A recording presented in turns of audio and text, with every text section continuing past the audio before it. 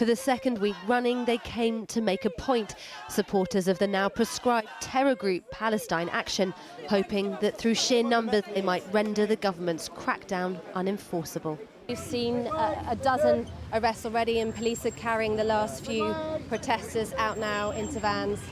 Here we are, one man being carried past. It was Palestine Action's break-in at Bryce Norton to graffiti RAF planes that saw them added to the government's list of proscribed international terror groups, a list that includes neo-Nazis and Al-Qaeda. Showing support for them with signs like this one, for example, is now a criminal offence. It's not what I want to be doing, but it feels like the right thing to do. And will you be waiting here until you get arrested? I've been arrested already. You've already been arrested? Yeah, they're just waiting to get a van. They're not very organised. So how does this end then? What's happening next? They will find a van and some people to carry me into the van, and then they'll lock me in a cell, and then we'll see what happens from there, really. I'm going to put your head, OK? While environmental groups whose members have seen hefty prison sentences for planning to block the M25, for example, move away from deploying disruption, Palestine Action has become the first direct action group to be prescribed in this way, with sentences of up to 14 years for those supporting them.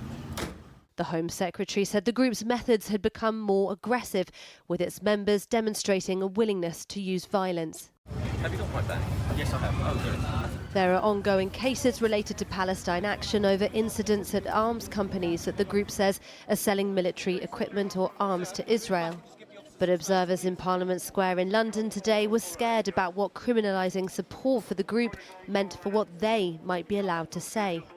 So you're diametrically opposed to what these protesters are here for on principle, but you don't want to see these arrests happening? Yeah, I think the genocide is supported by Hamas and Hezbollah and Iran. What sounded like the sort of policies that the Reform Party would call for, that could be deemed as terrorism. And does that concern you? Well, yes, because I mean, if you don't support someone's right, then who's going to support my right to say what I want? As the public and government grapple with the policing of ideals as well as actions, in a debate as impassioned as this one, 41 arrests were made today in London, with further arrests in Manchester and Cardiff.